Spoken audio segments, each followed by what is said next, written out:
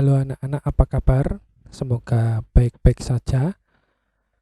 Pada kali ini, Pak Heri akan menyampaikan pembelajaran mengenai objek IPA dan pengamatannya. Apa itu objek IPA dan pengamatannya? Mari kita lihat slide berikutnya. Jangan di skip ya. Nah, yang pertama kita lihat indikator. Yang pertama menyebutkan objek yang dipelajari dalam IPA. Yang kedua, menjelaskan 3 keterampilan proses penyelidikan IPA. Yang ketiga, menjelaskan kegunaan mempelajari IPA. Yang keempat, menyebutkan hal yang dapat diukur atau besaran dan yang tidak dapat diukur atau bukan besaran. Itu indikator dari pengamatan IPA dan mempelajari IPA. Yang pertama, kita lihat menyebutkan objek yang dipelajari apa atau yang dipelajari dalam IPA. Objeknya apa saja? Kita lihat dulu pengertian objek pengamatan.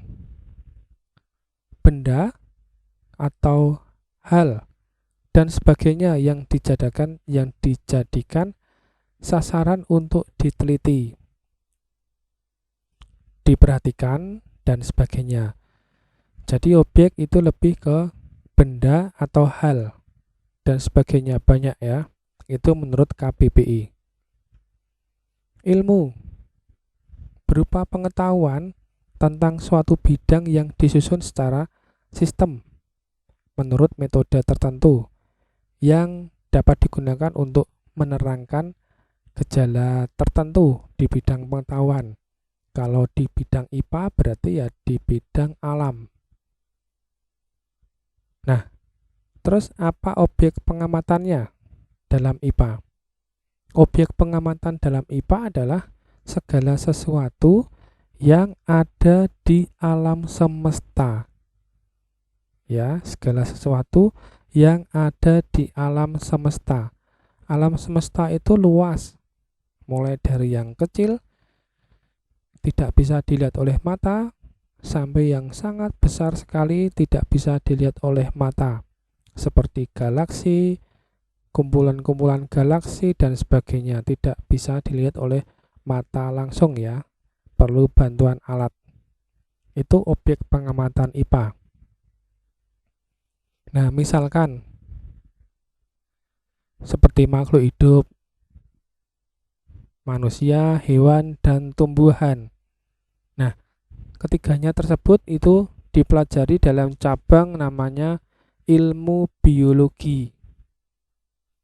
Karena luasnya materi pengamatan IPA, maka dibuat cabang-cabangnya supaya tidak terlalu luas. Kemudian ada fenomena dan gejala alam. Itu dipelajari dalam cabang ilmu fisika. Nah, ini contoh sebuah pertanyaan. Bagaimana cara kita mau mengamati atau melakukan objek pengamatan? Maka ada pertanyaan-pertanyaan. Dengan pertanyaan-pertanyaan permasalahan ini nanti bisa dicari. Yang pertama, mengapa matahari bersinar? Itu kan adalah sebuah pertanyaan yang menunjukkan ingin tahu mengapa. Karena ingin tahu tersebut, maka nanti ada prosesnya.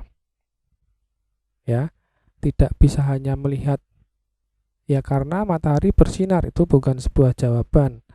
Ya, itu jawaban pertanyaan tadi dari pertanyaan yang dibolak-balik. Yang kedua, manakah kue yang paling manis?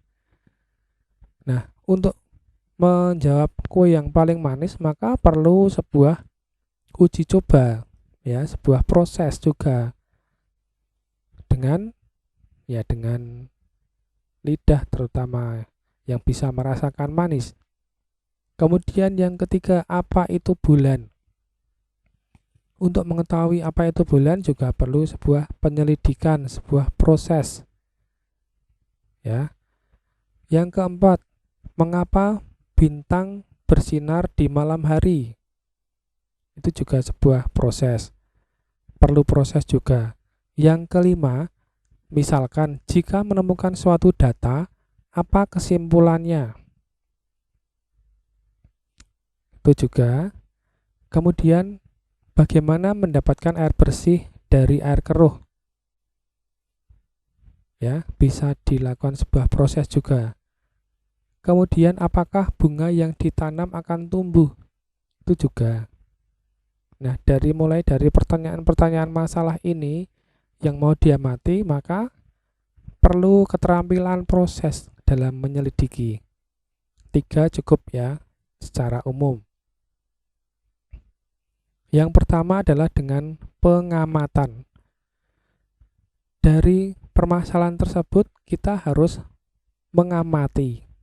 Mengamati tentu tidak hanya dengan mata yang dimaksud. Ya. Pengamatan itu bisa juga yang pertama dengan mata. Ya. Kemudian yang kedua dengan telinga. Dengan indera pendengaran. Kemudian yang ketiga dengan tangan. Ya, dengan sentuhan.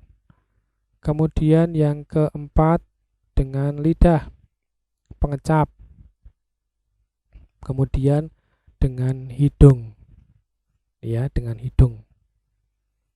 Nah, dari pengamatan tersebut nanti akan didapatkan sebuah data. Ya. Kemudian setelah mengamati, maka dibuat ini contoh sebuah tabel pengamatan. Di sini ada membeli 3 kue yang berbeda, kemudian membuat tabel, diobservasi, kemudian datanya dilihat, kemudian dibawi ya, disium, dipegang, kemudian makan. Dan di situ nanti tinggal menulis apa yang diamati datanya. Itu contohnya. Nah, kemudian yang kedua, selain pengamatan, yang kedua adalah inferensi. Pertanyaan-pertanyaan yang mengarah ke kesimpulan. Misalkan, manakah kue yang menurut Ananda sendiri itu paling manis? Ya, yang menurut anak-anak itu paling manis. Itu jawabannya ya tergantung lidahnya masing-masing ya. Tergantung lidahnya masing-masing bisa merasakan yang paling manis. Di antara yang manis itu ada yang paling manis. Jadi ini kemungkinannya paling itu berarti hanya satu. Nah, kemudian nanti nomor 2 tanyakan ke 2 temanmu, 2 kawanmu. Mana yang paling manis?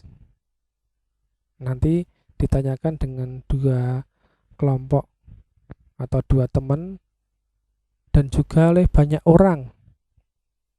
Semakin banyak sampel yang dijawab dan sama jawabannya, itu nanti akan menguatkan mana yang paling manis. Ya, itu adalah sebuah inferensi. Inferensi, pertanyaan-pertanyaan, kemudian sebuah tanggapan-tanggapan sehingga nanti bisa menyimpulkan. Kemudian yang ketiga, prosesnya adalah mengkomunikasi, yaitu hasil dari tadi kesimpulannya itu disampaikan.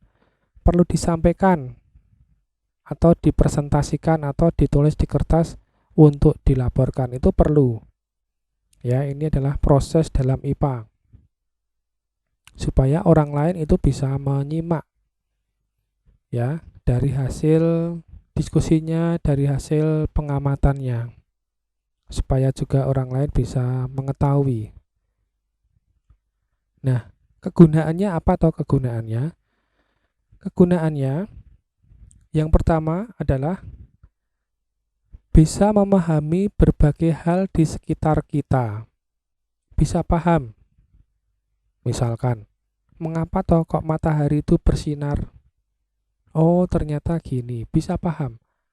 Apa toh itu bulan? Mengapa bintang bersinar di malam hari? Ya, bisa paham. Yang kedua, berpikir logis dan sistematis. Misalkan ada sebuah data, ya, kemudian disimpulkan. Jadi prosesnya adalah mencari data dulu, proses, kemudian disimpulkan. Itu adalah berpikir logis. Logis itu ya dengan data. Sistematis bertahap, gitu. Ya, tidak hanya mengira-ira, langsung menebak. Itu bukan logis, ya. Kemudian yang ketiga, bisa menyelesaikan masalah. Bisa menyelesaikan masalah. Misalkan di sebuah tempat itu masalahnya airnya keruh. Nah, bagaimana cara mendapatkan air bersih dari air keruh? Kalau ini terselesaikan, maka masalahnya bisa diselesaikan. Kalau ini bisa diatasi, bisa dijawab dengan proses-proses tadi, maka dapat menyelesaikan masalah. Kemudian yang keempat, meningkatkan kualitas hidup. Misalkan dalam sebuah tanaman, ya, dalam sebuah tanaman kemudian ditanam, tumbuh, berkembang, berbuah, hasilnya buah tersebut kemudian dijual, dan itu bisa meningkatkan kualitas hidup. Dan nanti proses-prosesnya apakah bunga yang ditanam itu akan tumbuh, yaitu dibuat proses, maka bisa meningkatkan kualitas hidup. Sebetulnya para petani itu sudah proses dalam meningkatkan kualitas hidup. Dia akan terus berupaya bagaimana tanamannya itu akan menjadi lebih baik lagi. Kemudian yang berikutnya, apa toh hal yang dapat diukur dan tidak dapat diukur dalam pengamatan IPA? Tentu ini ada kaitannya dengan pengukuran, besaran, dan alat ukur. Nah, pengukuran sendiri adalah proses membandingkan besaran yang dicari dengan besaran yang sejenis sebagai pembanding atau sebagai satuan. Jadi pengukuran adalah proses membandingkan besaran yang dicari dengan besaran yang sejenis. Jadi kalau sudah membandingkan, itu sudah merupakan proses pengukuran. Nanti kita lihat. Yang kedua, di situ ada istilah besaran. Besaran adalah segala sesuatu yang dapat diukur dan dapat dinyatakan dengan angka dan satuan. Nah, kalau kita lihat diukur, berarti menggunakan alat ukur. Kalau menggunakan alat ukur, pasti ada angkanya dan ada satuannya. Kita lihat. Nah, segala sesuatu yang dapat diukur itu merujuk ke apa yang dapat diukur dari sebuah benda. Misalnya, panjang meja. Misalnya panjang meja. Kemudian suhu tubuh. Kemudian kuat arus listrik. Ada tegangan listrik. Berat badan, intensitas cahaya. Itu merujuk ke apa yang dapat diukur dari sebuah benda. Panjangnya, suhunya, kuat arusnya, tegangannya, beratnya, intensitasnya. Itu segala sesuatu yang ada dalam besaran tadi. Nah, segala sesuatu yang tidak dapat diukur itu merujuk ke sifat dari benda. Misalkan, warna kertas, anak yang sedih, anak yang gembira, rasa buah, aroma minyak, itu adalah sebuah sifat dan tidak dapat diukur. Diukur dinyatakan dengan angka dan satuan.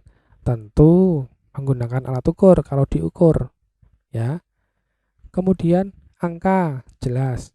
Angka, ya, bilangan bulat. bisa negatif, bisa 0, bisa positif. Kemudian satuannya atau pembandingnya tadi itu wajib dalam sebuah pengukuran. Ada alat ukur, ada angka, ada satuannya. Nah, baik. Sekian anak-anak. Semoga anak-anak menjadi lebih paham bagaimana menyebutkan objek yang dipelajari dalam IPA. Kemudian lebih paham menjelaskan keterampilan proses penyelidikan IPA. Kemudian lebih paham menjelaskan kegunaan mempelajari IPA.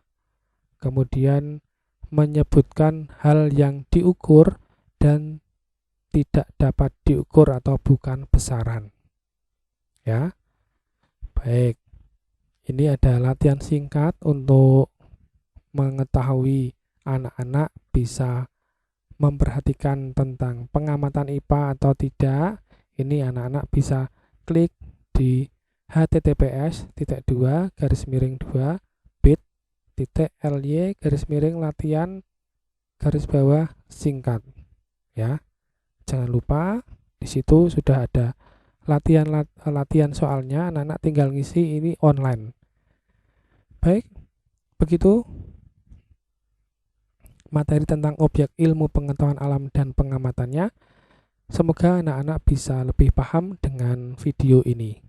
Oke, selamat belajar dan jangan lupa tetap jaga protokol kesehatan ya, karena ini masih masa pandemi, COVID-nya masih melonjak dengan varian yang baru.